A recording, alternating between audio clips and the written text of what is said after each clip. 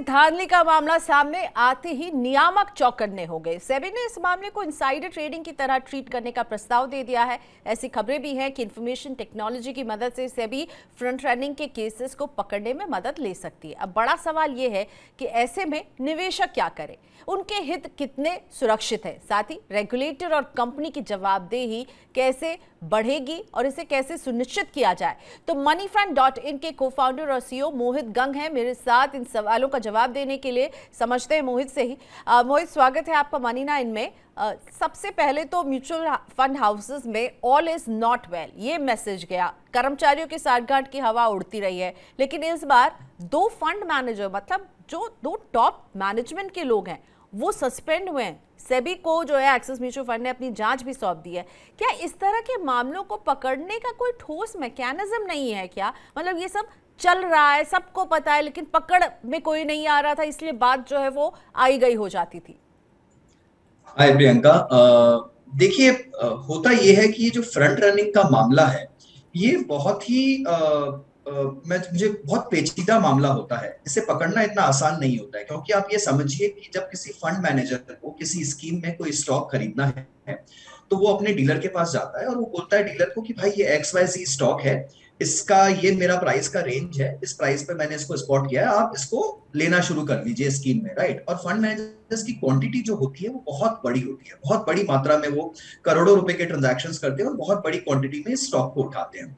तो ये पूरा रिस्पॉन्सिबिलिटी जो होता है खरीदने का या किसी स्टॉक को बेचने का, वो मेन डीलर का होता है, राइट। तो अगर आप देखेंगे कि डीलिंग रूम में बहुत सारे रेस्ट्रिक्शंस होते हैं, जिसकी हम बात करेंगे आगे इस शो पर जब फंड मैनेजर किसी डीलर को बोलता है कि ये लेना है, तो अब यहां पर अगर डीलर ने या उस फंड मैनेजर ने जानबूझकर कहीं अपने किसी दूसरे डमी अकाउंट में, जैसे म्यूल अकाउंट कहा जाता है टेक्निकल लैंग्वेज में, या फिर अपने किसी रिलेटिव के अकाउंट में उन्हें इंफॉर्मेशन पास करके ये बता दिया कि हम ये स्टॉक लेने वाले हैं, और वो रिलेटिव या फिर वो डमी म्यूल अकाउंट में पहले से अपनी पोजीशन बनाना शुरू कर दे, तो ऐसे मामले पकड़ना बहुत पेचीदा हो जाते हैं। देखिए, यहाँ पर क्या होता है कि सेल फोन्स रिकॉर्डेड होते हैं, फंड मैनेजर के डीलिंग रूम में सब कुछ रिकॉर्डेड होता है, कैमरास होते हैं, आप किसी से बात नहीं कर सकते, आपके सेल फोन्स नहीं होते मतलब आपके इतनी पास। निगरानी रखती हैं कंपनियां कि बिल्कुल रिकॉर्डिंग, बिल्कुल। उसके बाद भी ऐसा हुआ? उसके बाद प्रियंका ये इसलिए हुआ, मुझे ऐसा लगता है, क्योंकि वर्क फ्रॉम होम के चलते ये काफी सारे जो रेस्ट्रिक्शंस थे और इनका जो इम्प्लीमेंटेशन था वो बहुत ज्यादा हेजी हो गया। तो आप पूरी तरह से सुनिश्चित नहीं कर पाए कि जो फोन आपके पास में है, जो फंड मैनेजर का फोन है, ये अकेला ही उसका फोन है। मतलब उनके पास घर में और कोई नहीं है, जब वो ट्रेडिंग कर रहे हैं उस रूम में कोई आ जा नहीं रहा है, वो अलग से बैठे हैं, उनके पास कोई और फोन नहीं है। आप किसी भी हालात में सुनिश्चित नहीं कर सकते जब आप घर पर काम कर रहे हैं, राइट। आप खुद देखिए कि अगर हम घर से काम करते हैं तो ये बहुत मुश्किल हो जाता है एक प्रोफेशनली अपने आप को एक रूम में लॉक करके बैठे रहना और दुनिया से कट ऑफ कर लेना उस मार्केट आवर्स के बीच में। तो यहाँ पर ये जो केसेस आए हैं ये उस टाइम के हैं जब वर्क फ्रॉम होम बहुत ज्यादा चल रहा था। तो मुझे लगता है वहां पर थोड़ी सी कार्रवाई की जरूरत है, उसके चलते सेबी ने कुछ कदम भी उठाए हैं। राइट। तो मुझे ये बताइए मोहित कि निवेशक को क्या करना चाहिए, क्योंकि अब एक्सिस म्यूचुअल फंड जैसा जो फंड हाउस है उसके कितने लाखों निवेशक है, करोड़ों का कारोबार ये करते हैं। इस तरह की कंपनियों में अगर म्यूचुअल फंड में निवेश किया है और साठगांठ की खबर सामने आती है तो निवेशक क्या करे? उसे क्या वहां से निकल जाना चाहिए या उसे स्टेटस को रखना चाहिए? निवेशक को आप क्या सलाह देते हैं? देखिए प्रियंका, इसमें क्या है कि one bad Apple can't be responsible कि आप पूरे फार्म हाउस को छोड़कर या पूरे प्लांटेशन को छोड़कर आप आगे मूव कर जाए, राइट। एक एक एप्पल खराब था जिसका मतलब किसी एक इंडिविजुअल का मिसडूइंग था। ये इंस्टीट्यूशनल फेलियर नहीं है।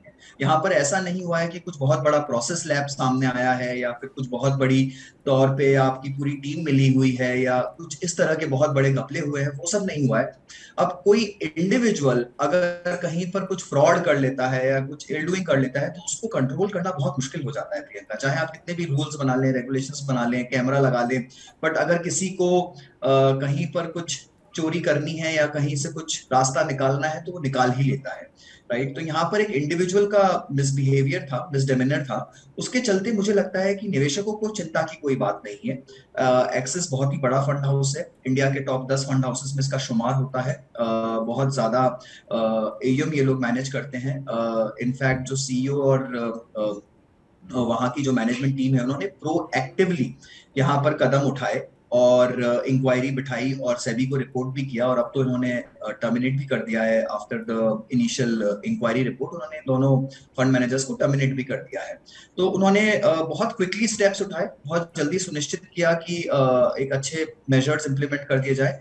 और ये जो 7 स्कीम्स थी जहां पर ये दोनों पर्सन इन्वॉल्व थे, वहां पर भी अगर आप देखेंगे तो उसमें से 3 या 4 तो पैसिव स्कीम्स थी। तो वहां पर इतना ज्यादा निवेशकों की चिंता की बात नहीं, क्योंकि पैसिव स्कीम वैसे भी किसी एक इंडेक्स को ट्रैक करती है, राइट। जो एक्टिव स्कीम्स थी उनका एएम बहुत छोटा था, तो निवेशकों के लिए चिंता की बात नहीं। और जो एक्सिस की फ्लैगशिप स्कीम्स है, चाहे ब्लू चिप हो, मिड कैप हो, स्मॉल कैप हो, फोकस इक्विटी हो, वहां पर ये फंड मैनेजर्स इन्वॉल्व नहीं थे। तो उस लिहाज से अगर देखा जाए तो आई वुड से कि निवेशकों को अपना निवेश कंटिन्यू रखना चाहिए, अनलेस कोई बहुत इंस्टीट्यूशनल तरीके से कुछ ऐसा कुछ सामने आए कभी किसी भी फंड हाउस में। आगे चल के बात कर रहा हूँ, अगर कभी कोई ऐसा केस आता है, एक बहुत बड़े पैमाने पर इंस्टीट्यूशनल फेलियर अगर सामने आता है कि भाई प्रोसेसेस ही गलत हैं, तब आपको सोचने की बात है। ठीक है, तो 2 शब्द जो मोहित ने कहे, इंस्टीट्यूशनल फेलियर और इंडिविजुअल फेलियर। तो यहाँ पे इंडिविजुअल फेलियर था जिस पर इंस्टीट्यूशन ने प्रॉम्प्टली एक्ट किया, रिएक्ट किया, कदम उठाए। लेकिन अब मैं बात करती हूँ रेगुलेटर की। मोहित, रेगुलेटर प्रपोज कर रहा है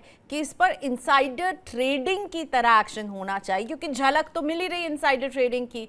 तो ये किस तरह का एक्शन होता है जब इनसाइडर ट्रेडिंग का आरोप साबित हो जाता है? इससे क्या कंप्लायंसेस और बढ़ सकते हैं क्या? ये अगर कड़े एक्शन की बात करें तो 2 पार्ट में समझाइए कि इनसाइडर ट्रेडिंग साबित होती है तो किस तरह का एक्शन लेती है सेबी, और इसमें भी क्या हम देखेंगे? ऐसा होना चाहिए आपको लगता है? पहली बात तो जी देखिए, होना तो चाहिए। इनसाइडर ट्रेडिंग में क्या होता है, तो फाइन की मात्रा और अमाउंट्स बहुत बड़े होते हैं और प्यूनिटिव एक्शन भी लीगल लॉज में लिखा हुआ है। तो अगर आप देखें तो मिनिमम 10 लाख का फाइन है इनसाइडर ट्रेडिंग साबित होने पर, और मैक्सिमम वो फाइन 25 करोड़ रुपए तक जा सकता है, या फिर जितना आपने प्रॉफिट कमाया है उसका 3 गुना आपको फाइन लगाया जा सकता है, और 10 साल तक की पनिशमेंट भी हो सकती है।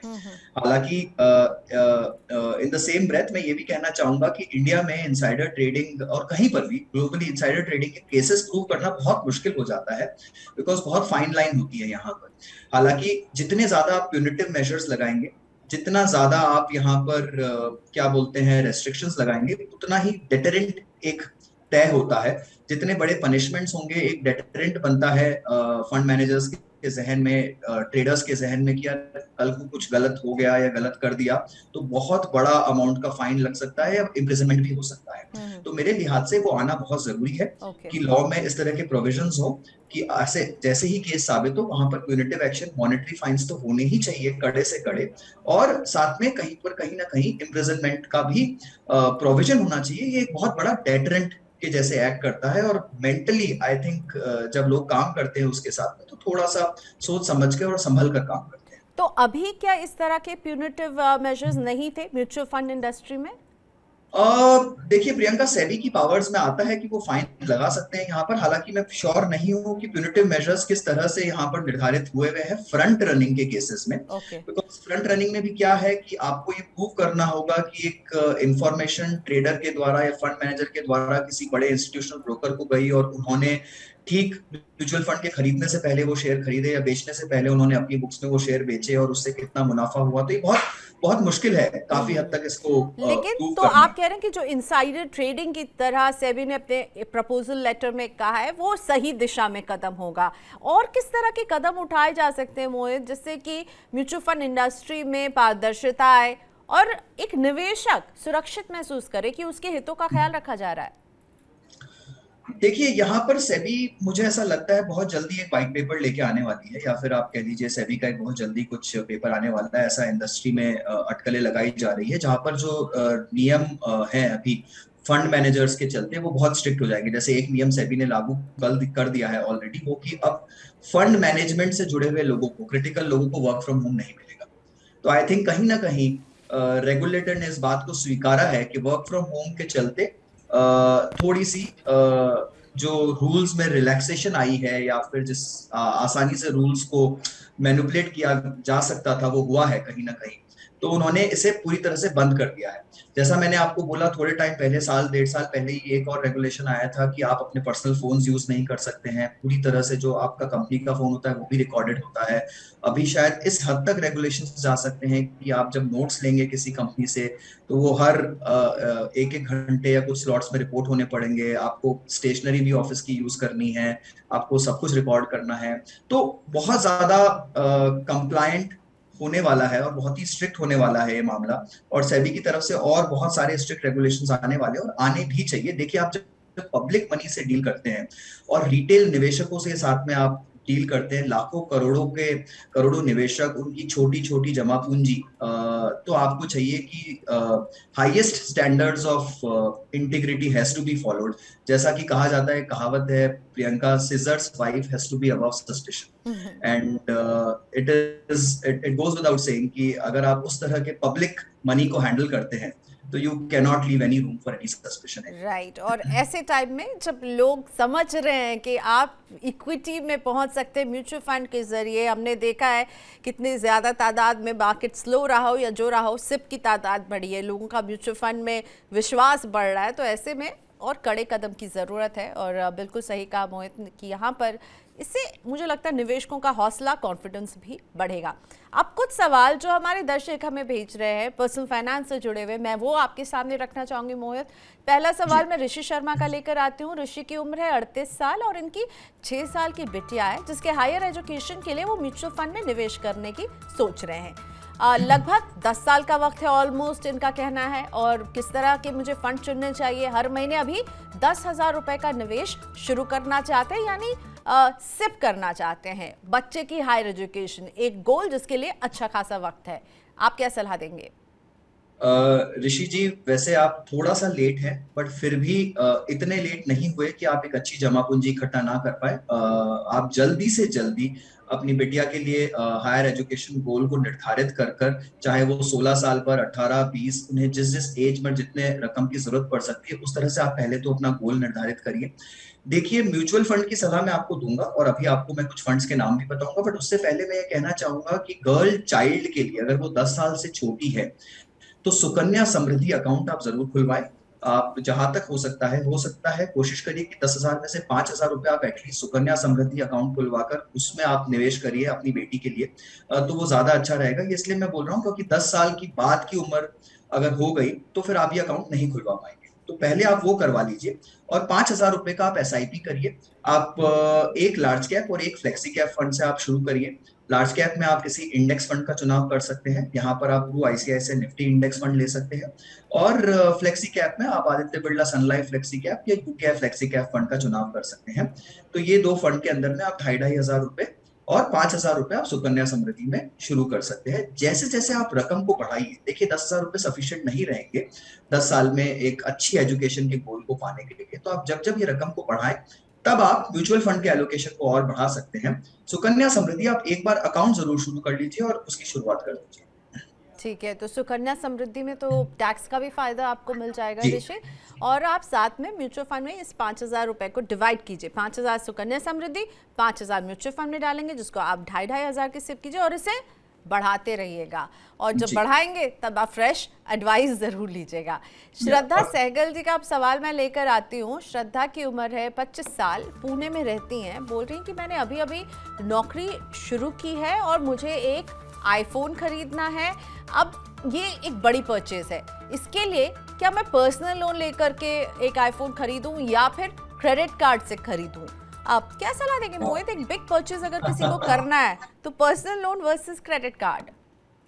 श्रद्धा जी, देखिए जैसा कहा जाता है शौक बड़ी चीज होती है, तो अब आपको अगर मोबाइल फोन लेना ही है तो मेरी सबसे पहली सलाह फ्रॉम अ फाइनेंशियल पर्सपेक्टिव जो मैं आपको बोलना चाहूंगा, कोशिश करिए कि कहीं पर आप अपने जो क्या बोलते हैं सेविंग्स हैं या फिर उसको थोड़ा सा बढ़ाकर और जो आप एक्सपेंडिचर है उसको थोड़ा कम कर पाए। अगर आईफोन का छोटा वर्जन ले पाए जो 50-70 हजार के बीच में आ जाए, आपको बड़े वर्जन पे जाने की जरूरत नहीं है। अगर आप एंड्रॉइड में कन्वर्ट करके कोई दूसरे फोन से शुरुआत कर सके तो बहुत अच्छा रहेगा, और बाकी की रकम आप यूज कर सकती है।